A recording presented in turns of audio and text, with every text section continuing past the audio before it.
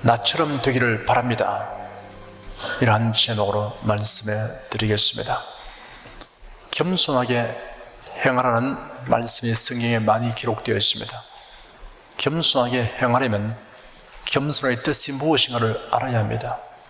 국어사전에서 겸손이라는 낱말을 찾아보면 남을 높이고 자기를 낮추는 태도라고 풀이하고 있습니다. 성경에서 말하는 겸손은 사전의 낱말 풀이만으로는 충분하지 않습니다. 신앙적인 의미를 지니기 때문입니다. 성경을 통하여 겸손의 의미를 살펴보면 이러합니다. 자기가 어떠한 사람인가를 알고 거기에 합당하게 처신하는 것이 겸손입니다. 좀 더 구체적으로 설명하자면 사람은 자신의 멸망받을 죄인이라는 것을 알고 죄인을 구원하시는 예수를 믿고 영접하는 것이 겸손입니다. 그리고 그리스도를 믿는 사람은 그리스도인으로서 합당한 처신을 하는 것이 겸손입니다. 나는 부족하고 연약합니다. 하나님의 보살핌과 도움 없이는 참된 승리와 성공과 행복을 누리지 못합니다. 항상 하나님을 의지합니다 라고 생각하고 말하는 것은 겸손한 태도입니다.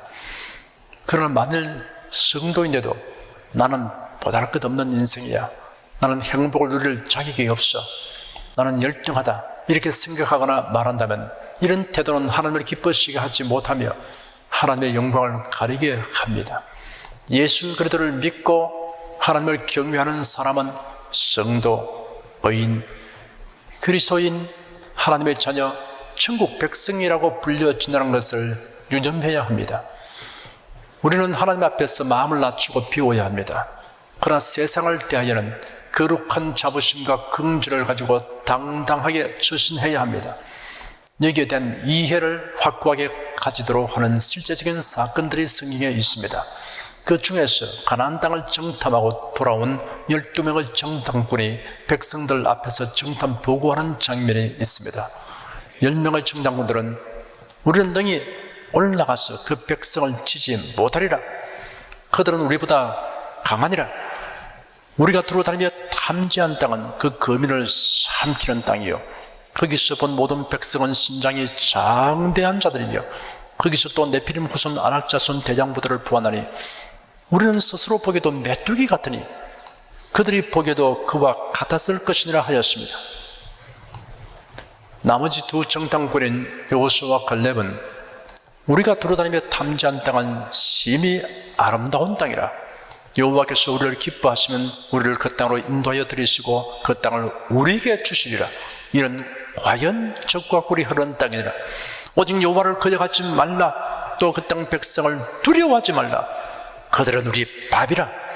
그들의 보호자는 그들에게서 떠났고 여호와는 우리와 함께 하시느니라. 그들을 두려워 말라 하였습니다. 하나님은 열정당군을 버리셨습니다. 반면에 여호수아와 갈렙을 기뻐하시고 그들과 함께 하셨습니다. 하나님은 세상 사람과 비교하여 자신을 메뚜기같이 여기는 성도를 기뻐하지 아니하십니다. 이런 사람과 함께 일하시지 않습니다. 기독교인은 자신이 그리스도 안에서 새롭게 된 모습, 변화된 신분에 합당하게 처신해야 합니다. 오늘 저는 여러분과 함께 본문 말씀에서 사도 바울의 은행을 살펴보고 모범을 삼고자 합니다. 사도 바울이 3차 전도여행을 마치고 예루살렘을 방문하였을 때입니다.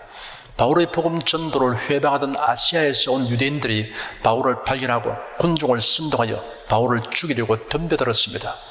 예루살렘 지역의 치안을 담당하고 있는 로마 군대의 천부장이 군사를 거느리고 달려와서 간신히 바울을 구출했습니다.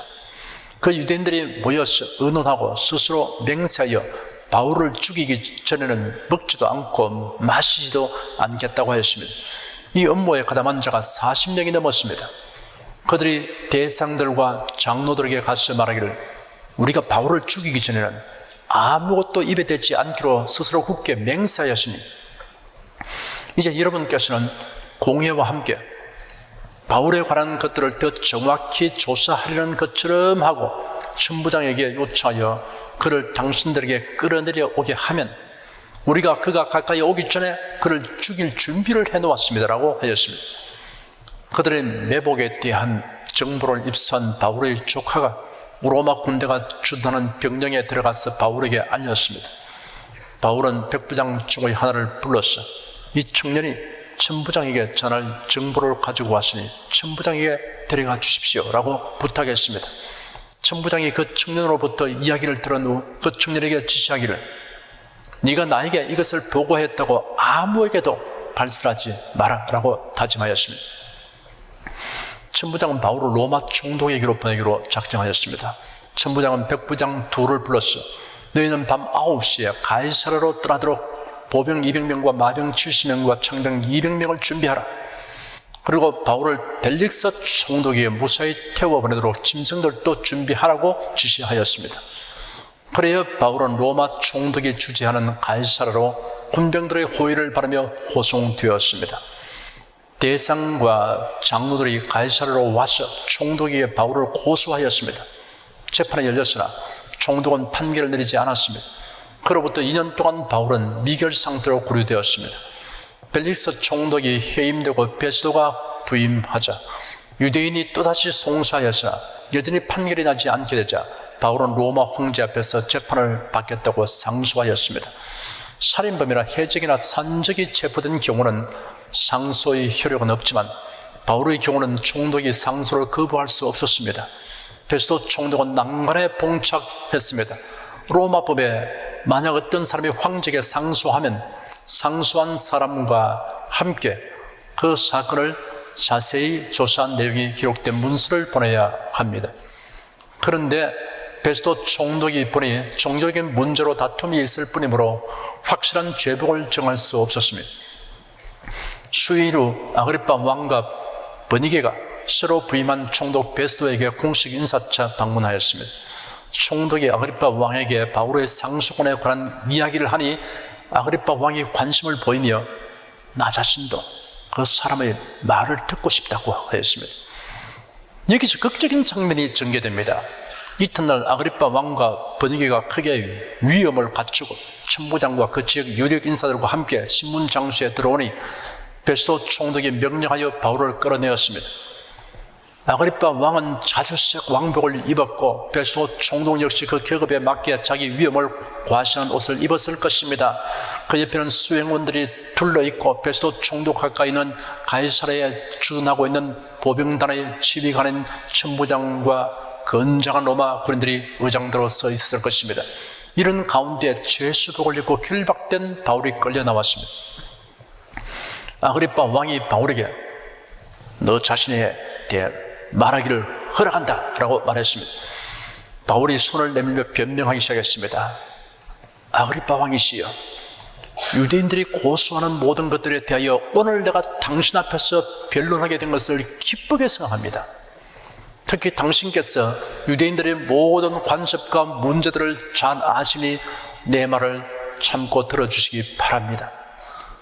내가 처음부터 내 민족 가운데서 그리고 예루살렘에서 젊었을 때부터 살아온 저희 생활 방식을 모든 유대인들이 압니다. 그들이 오래전부터 나를 알았으므로 만일 그들이 원한다면 내가 우리 종교의 가장 엄격한 종파를 따라 바리새인으로 살았음을 증언할 것입니다. 이제 나는 하나님께서 우리 조상들에게 주신 약속에 대한 소망 때문에 재판을 받고 있습니다. 이 약속은 우리 12지파가 밤낮으로 간절히 섬기며 이루어지기를 바라는 것인데 왕이시여, 이 소망에 대하여 내가 유대인들에게 고소를 당하고 있습니다. 여러분은 하나님께서 죽은 자들을 살리시는 것을 왜 믿지 못할 일로 생각하십니까? 나도 나사렛 사람 예수님의 이름을 대적하여 많은 일을 해야 한다고 스스로 생각하였습니다. 내가 예루살렘에서 이런 일을 하고 대상들에게서 고난을 받아 많은 성도를 감옥에 가두었으며 그들을 죽일 때 찬성 투표를 하였습니다. 그리고 모든 회당에서 그들을 여러 번 처벌하여 강제로 모독하는 말을 하게 하고 그들에게 극도로 분노하여 외국 성읍들에까지 가시받게 하였습니다. 이런 일로 내가 대제사장들의 고난과 위임을 받아 다메섹으로 가고 있었는데 정오쯤 되어 길에서 보니 왕이여 하늘에서 햇빛보다 더 밝은 빛이 저와 우리 일행을 둘러 비추었습니다. 우리 모두가 땅에 엎드려졌을 때 히브리 말로 내게 말씀하신 음성을 들으니 사울아 사울아 네가 어찌하여 나를 핍박하느냐 가시처를 뒷발질을 하기가 네게 고생이니라 하시기에 내가 말하기를 주님은 누구십니까? 라고 하니 주님께서 말씀하셨습니다. 나는 네가 핍박하는 예수다. 일어나 네 발로 서라. 내가 네게 나타난 것은 네가 나를 본 일과 내가 장차 네게 나타날 일을 위하여 너를 수종자와 증인으로 삼으려는 것이다. 내가 이 백성과 이방인들에게서 너를 건져내어 그들에게 보내고 그들의 눈을 뜨게 하여 어둠에서 빛으로 사탄의 권세에서 하나님께로 돌아오게 하고 그들이 죄 용서를 받고 나를 믿어 거룩하게 된 자들 가운데서 유업을 얻게 하려는 것이다. 그러므로 아그리빠 왕이여 내가 하늘에서 보이신 것을 거역하지 않고 먼저 다메섹과 예루살렘에 있는 자들에게 그리고 유대 온 지역과 이방인들에게 회개하고 하나님께로 돌아와 회개에 합당한 일들을 하라고 전파하였습니다. 이런 일들 때문에 유대인들이 성전에서 저를 붙잡아 죽이려고 하였습니다. 내가 이날까지 하나님의 도우심을 받아 낮은 자와 높은 자에게 서서 증언한 것은 선지자들과 모세가 그렇게 되리라고 진술한 것들을 말한 것뿐입니다. 그리스도께서 고난을 받으시고 죽은 자들 가운데서 부활하신 첫 사람이 되셔서 이 백성과 이방인들에게 빛을 선포하시려는 것이었습니다. 바울이 이와 같이 변론하니 베스도 총독이 큰 소리로 말했습니다. 바울아, 네가 미쳤다. 많은 학문이 너를 미치게 하였다. 바울이 베스도에게 말하였습니다. 베스도 각하, 나는 미친 것이 아니라 참되고 정신 차린 말을 하고 있습니다. 그러고는 아그리빠 왕을 향하여 입을 열었습니다. 왕께서 이 일에 대해 잘 알고 계시니 내가 왕께 담대히 말씀드립니다. 왕께서 이 일들에 대해 하나라도 아시지 못함이 없는 줄 믿으니 이것이 한편 구석에서 일어난 일이 아니기 때문입니다. 아그리빠 왕이여, 선지자들을 믿으십니까? 믿으시는 줄 압니다. 아그리빠 왕은 바울의 질문에 대하여 긍정도 부정도 할 수 없는 지경이 되었습니다. 그의 신분과 위치가 이를 부정할 수 없는 입장이지만 긍정하면 예수를 메시아로 인정하는 것이 되기 때문에 난처하게 되었습니다. 아그리빠 왕은 엉뚱한 대답으로 피해 나가려고 바울에게 말하기를 네가 몇 마디 말로 나를 권하여 그리스도인이 되게 하려는 것이냐 하였습니다. 그러자 바울이 응수하였습니다. 말이 적든지 많든지 왕뿐만 아니라 오늘 내 말을 듣는 모든 이들도 이렇게 결박된 것 외에는 나처럼 되기를 하나님께 빕니다. 법정은 바울의 복음 전도의 장소가 되고 말았습니다. 바울은 그것을 교회당으로 삼고 자신이 설교자로서 행동하였습니다. 아그리빠 왕과 베스도 총독 그리고 배석한 사람들은 예수 그리스도의 복음을 듣는 회중이 되고 말았습니다. 바울의 말은 단순하고 명확하여 요점을 찌르는 말이었습니다. 그가 소송받고 있는 이유를 설명하면서 구주 대신 그리스도를 전하였습니다. 그가 이전에 기독교인을 박해한 자였으나 어떻게 부활하신 그리스도를 믿게 된 것과 옛 선지자들이 말한 성경이 그리스도 안에서 어떻게 성취된 것을 힘있게 증언하였습니다.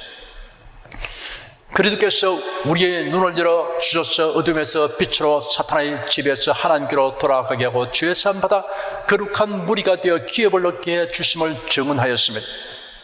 그러므로 사람들에게 회개하고 하나님께로 돌아서라고 하였습니다. 바울이 신문받고 있는 것이 아니라 도리어 왕과 총독과 그 지역 유력 인사들이 신문받는 모양이 되고 말았습니다. 그래서 총독은 당황하여 말했습니다. 바울아, 네가 미쳤다. 네 많은 학문이 너를 미치게 하였다. 그때 바울은 베스도 각하, 나는 미친 것이 아니라 참되고 정신 차린 말을 하고 있습니다라고 대답했습니다. 이번엔 아그리빠 왕이 말했습니다. 네가 몇 마디 말로 나를 권하여 그리스도인이 되게 하려는 것이냐? 바울은 위대한 선언을 했습니다. 말이 적든지 많든지 왕뿐만 아니라 오늘 내 말을 듣는 모든 이들도 이렇게 결박된 것 외에는 나처럼 되기를 하나님께 빕니다. 이 말은 바울의 법정 변론 가운데 압권입니다. 이는 사도 바울의 진솔한 소원의 고백이며 확신에 넘치는 권고입니다. 죄 수독을 입고 결박되어 끌려 나온 바울의 행색은 초라했으나 그의 태도와 음성은 당당하고 확신으로 가득 찼습니다. 그의 변론은 호소력을 가지고 법정을 압도하였습니다. 법정에서 있었던 사건을 성경에 이처럼 소상하게 다룬 것은 그 중에 우리에게 전하려고 하는 귀중한 메시지가 있기 때문입니다. 바울은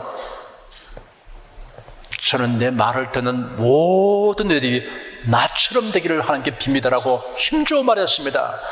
나처럼 되기를 이라는 바람과 기원의 내용을 자세히 살펴보도록 하겠습니다. 나처럼 되기를 바란다라고 선포한 메시지는 나처럼 참되고 정신 차린 말을 하게 되기를 바란다는 의미가 내포되어 있습니다. 베드로 총독과 사도 바울이 각각 한 말을 종합해 보면 세상에는 두 종류의 사람들이 있다는 사실을 드러내고 있습니다. 참되고 정신 차린 사람들이 있고 허황되고 정신없는 사람들이 있습니다. 베드로 총독은 세상 사람을 대표하고 사도 바울은 그리스도인을 대표하고 있습니다. 세상 사람들은 그리스도인을 제정신을 가지지 못한 사람으로 여깁니다.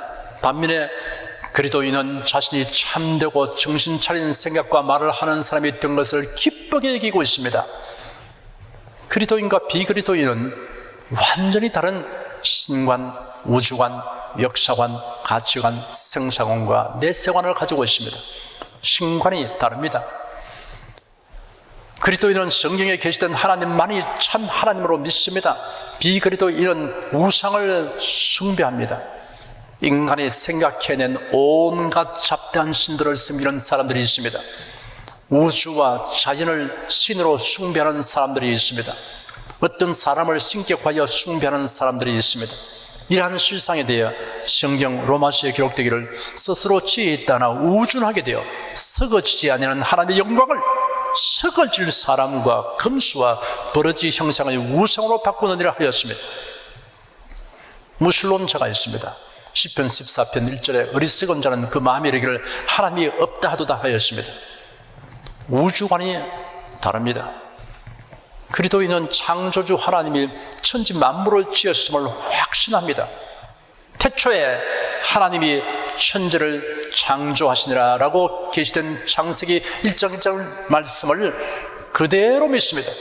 비그리스도인은 우주 만물이 존재하게 된 것을 오랜 세월과 우연의 결과라고 믿고 주장합니다. 비그리스도인은 생명체는 우연과 진화의 결과라고 주장합니다. 생물의 진화란 생물이 외계의 영향과 내부의 발전에 의해 간단한 것으로부터 복잡한 것으로 하등에서 고등으로 동중에서 이중으로 체제가 변화해가는 것을 말합니다. 장구한 세월의 경과와 더불어 생물이 변하여 가는 것을 말합니다. 진화론에서는 수십억 년이라는 긴 세월이 흐르는 동안 우연히 생명이 없는 무기물로부터 아메바와 같은 단세포가 생겼고 오랜 세월이 지나면서 계속 진화하여 인간으로까지 발전되어 왔다고 주장합니다. 그러나 그리스도인은 인간은 하나님의 피조물이라고 확신합니다. 우리가 살고 있는 이 지구에는 약 200만 종이나 되는 수많은 생물들이 살고 있습니다.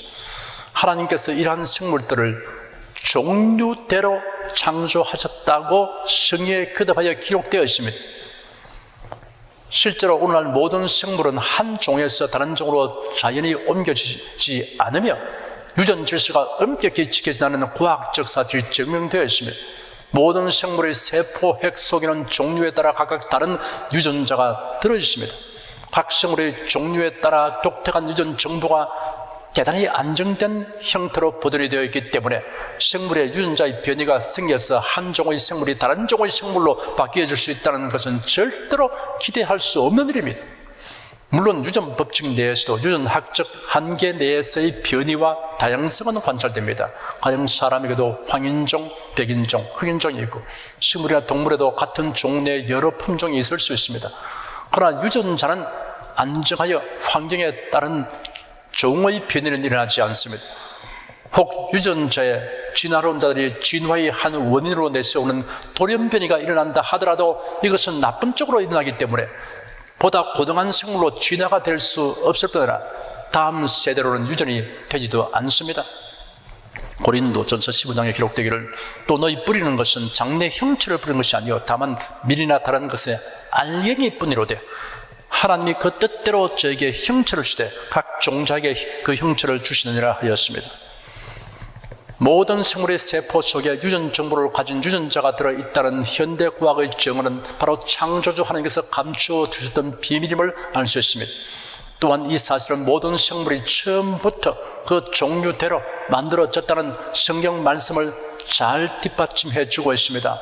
현대 생물학의 유전 원리는 생물이 처음에 간단한 한 종류의 생물로부터 복잡한 여러 종류의 생물로 진화된 것이 아니라 처음부터 모든 생물이 종류대로 창조되었음을 증명하고 있습니다. 죄에 대한 관념이 다릅니다. 비그리스도인은 죄란 실제하지 않으니 무시하고 잊어버리라고 말합니다. 죄가 있다고 해도 고행이나 선한 행위로서 갚을 수 있다고 말합니다. 반면에 그리스도인은 모든 죄가 예수 그리스도의 구속으로만 해결됨을 알고 구속의 은혜를 믿습니다. 역사관이 다릅니다. 비그리스도인은 역사는 인간에 의해 만들어진다고 말합니다. 역사는 목적 없이 진행된다고 생각합니다. 반면에 그리스도인은 역사는 하나님의 계획과 섭리에 의해 진행된다고 알고 있습니다. 인류 역사는 정해진 종말이 있으며 하나님의 정하신 목적을 향해 나아간다고 믿습니다. 인간의 삶과 죽음에 대한 관념이 다릅니다. 비그리스도인들은 확고한 삶의 의미와 목적이 없습니다. 그들은 죽음에 관련하여 몇 가지 다른 견해들을 가지고 있습니다. 존재가 없어진다고 생각합니다. 환생한다고 생각합니다. 귀신이 된다고 생각합니다. 어딘가 몰라 다른 세상으로 간다고 막연하게 생각합니다. 반면에 그리스도인은 삶의 목적과 의미를 확실히 압니다. 하나님께 영광 돌리고 하나님을 기쁘시게 하기 위해 삽니다. 죽음은 천국으로 가는 관문이라고 압니다. 죽음은 육체와 영혼의 분리이며 영혼은 천사들의 인도를 바라며 하나님 아버지 집인 천국에 들어가고 육체는 때가 되면 부활하여 영광스러운 몸을 입게 될 것을 믿습니다. 그리스도인과 비그리스도인은 이처럼 신관, 우주관, 역사관, 인생관, 사생관, 내세관 등에 있어서 현저하게 다른 견해를 가지고 있습니다. 그러므로 어느 한편은 분명히 허망되고 정신없는 인생입니다. 예수 그리스도를 믿지 않고는 그가 세상의 학문을 통달하고 권력과 부귀를 누린다 해도 허망되고 정신없는 삶에서 벗어날 수 없습니다. 예수 그리스도를 믿지 아니하고 성경에 계시된 진리를 알지 못하면 인생이 어디서 와서 왜 살며 어디로 가는지 모르니 정신없이 살아가는 인생입니다. 그리스도인이 되면 신관, 우주관, 역사관, 인생관, 생사관, 내세관에서 참되고 정신 차린 생각과 말을 하면서 살게 됩니다. 나처럼 되기를 바란다라고 선포한 메시지는 나처럼 복음의 증인이 되기를 바란다는 의미가 내포되어 있습니다. 매우 숭고하고 가치 있는 일 중에서 빼놓을 수 없는 것이 복음을 전파하는 일입니다. 하나님을 멀리 떠난 인생들에게 복음을 전하여 회개하고 구원을 얻게 하는 일이 얼마나 귀하고 복된 일인가를 가르치기 위하여 예수께서 세 가지 비유를 연속하여 들려주셨습니다. 이런 양을 찾은 목자, 이런 은전을 찾은 여인님, 그리고 회개하고 돌아온 아들을 맞이하는 아버지에 대한 이야기입니다. 각 비유의 끝맺는 말씀이 이러합니다. 내가 내게 이르노니 이와 같이 죄인 하나가 회개하면 하늘에서는 회개할 것 없는 의인 99을 내려 기뻐하는 것보다 더하리라. 내가 내게 이르노니 이와 같이 죄인 하나가 회개하면 하나님의 사자들 앞에 기쁨이 되느니라. 이내 동생은 죽었다가 살았으며 내가 잃었다가 얻었기로 우리가 즐거워하고 기뻐하는 것이 마땅하다. 아메리카 인디안들에게 복음을 전하기 위해 최초로 인디안 마을로 갔던 데이비드 브레이너드의 글을 저는 종종 암송합니다. 영혼을 그리스도께로 인도할 수만 있다면 내가 어디에 가든지 어떻게 살든지 무엇을 견디어야 하든지 상관치 않노라. 잠을 자면 저들을 꿈꾸며 잠에서 깨면 첫째 생각은 잃어버린 영혼들이라. 아무리 박시하고 또한 능란하고 심오한 설교와 청중을 감동시키는 웅변을 할지라도 이것이 결코 인간의 심령들에 대한 깊고 뜨거운 동정적인 사랑의 결핍을 대신할 수 없노라. 복음을 전하는 일은 교역자만이 하는 일이 아니라는 것을 누구나 다 알고 있습니다.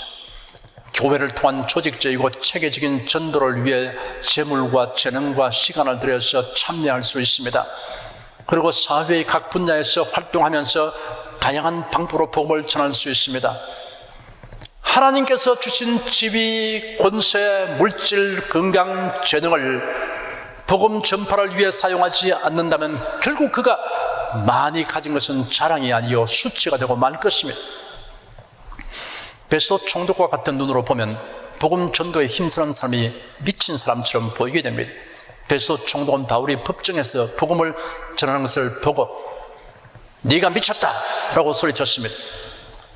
사람들이 미칠 광자를 생각하며 광신도라고 비난하거든 여러분은 빛날 광, 영화로울 광자를 생각하십시오.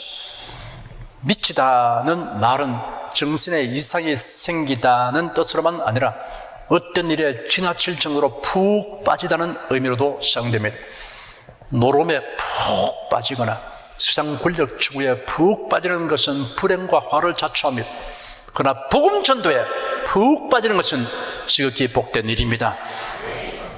그리스도인은 거룩한 긍지를 가져야 합니다. 세상 사람을 부러워하는 신자는 자신의 진실한 모습에 눈뜨지 못하는 까닭입니다. 성도 여러분은 자신이 얼마나 놀라운 변화를 입었고 복 있는 삶이 되는 것을 깊이 깨닫게 되기를 바랍니다. 그리하여 사도 바울 같은 심정을 가지고 불신자들을 하여 나처럼 되기를 바랍니다라는 생각을 가지고 처신하는 성도가 되기를 축원합니다. 기도하겠습니다. 세상에는 두 종류의 사람이 있다는 것을 성경이 밝히 계시하였습니다. 참되고 정신 차리는 생각을 하고 말을 하고 사는 사람이 있는가 하면 허황되고 정신 없는 생각과 말을 하며 사는 사람이 있다는 사실입니다. 누군지 예수를 믿으면 존재의 바탕에서 크나큰 변화가 일어나며 인생관이 확연히 달라지고 비로소 참되고 정신 차리는 생각을 하며 말을 하며 행동하며 살게 된다는 사실에 우리가 이를 체험하여 감사와 영광을 주 앞에 돌립니다. 주 하나님, 우리 온 성도들이 참되고 정신 차리는 사람들이 되어서 이제는 모든 일을 다 복음을 전도하는 일에 결합시켜서 행하는 지혜로운 자가 되게 하여 주시옵소서. 저희들이 불신자를 향해서 나처럼 되기를 원합니다 하는 심정을 가지고서 복음을 전파하게 하여 주시옵소서. 예수 그리스도의 이름으로 기도드립니다. 아멘.